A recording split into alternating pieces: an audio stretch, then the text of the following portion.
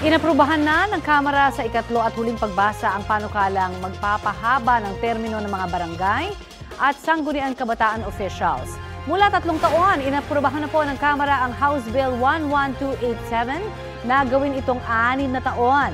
153 mambabatas ang pumayag dito. 4 ang tumutol at may isang nag-abstain. Bukod sa haba ng termino, nilimitahan din nito ang pananatili sa pwesto ng barangay officials sa 2 magkasunod na termino.